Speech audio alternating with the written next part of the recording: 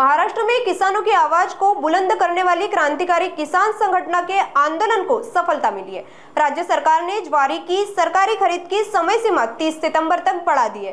इस निर्णय का श्रेय क्रांतिकारी किसान संगठन के संस्थापक अध्यक्ष रविकांत तुपकर के नेतृत्व में मलकापुर में आयोजित विशाल किसान मार्च को जाता है। इस मार्च में हजारों किसानों ने ज्वारी खरीद केंद्रों की तत्काल शुरुआत और समय सीमा में विस्तार की मांग की थी। बुल्ढाना जिले के शेगांव, खामगांव, संग्रामपुर, जलगांव, जामोद और मलकापुर क्षेत्रों में इस वर्ष ज्वारी का उत्पादन अधिक हुआ है। हालांकि खरीद केंद्र बंद होने के कारण किसानों को अपनी उपज खुले बाजार में कम दामों पर बेचनी पड़ रही थी।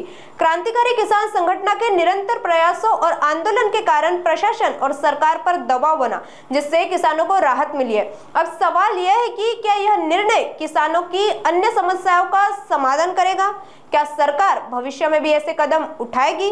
रात्री झालेल्या ढगफुटी सदृश पावसामुळे बुलढाणा जिल्ह्यातल्या मोताळा तालुका, बुलढाणा तालुका, सिंदखेड राजा आणि लोणार तालुक्यातल्या अनेक गावांमध्ये प्रचंड मोठ्या प्रमाणात नुकसान झालेले आहे। त्यामध्ये शेती पिकं वाहून गेलेले आहेत, जमिनी खरडून गेलेल्या आहेत, स्प्रिंकलर पाईपलाईनचे सेट वाहून गेलेले आहेत, विहिरी वाहून गेलेल्या आहेत आणि शेतकरी सगळ्या बाजूने कोलमडलेला आहे। अशा परिस्थितीमध्ये राज्य सरकारचा कुठला तरी मंत्री शेतावर यायला पाहिजे होता। हे सगळे सरकारमध्ये सहभागी असणारे सत्ताधारी नेते शेतावर असणं आवश्यक होते, परंतु दुर्दैवानं हे मंत्री कुठे यायला तयार नाहीत आणि फक्त हे 10x10 एसी कॅबिनमध्ये बसून तिथून हे डिंगा आणायचं काम करतायत।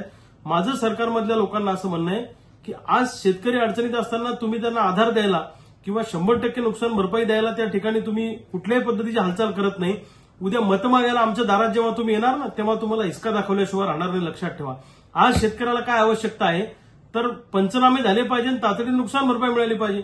पंचनामे करायला हेमंतचा आदेश नाही। आमचं जर म्हणणं आहे ज्या भागात ढगफुटी सदृश पाऊस झाला तिथं सरसकट ओला दुष्काळ जाहीर करा, 100% नुकसान भरपाई द्या।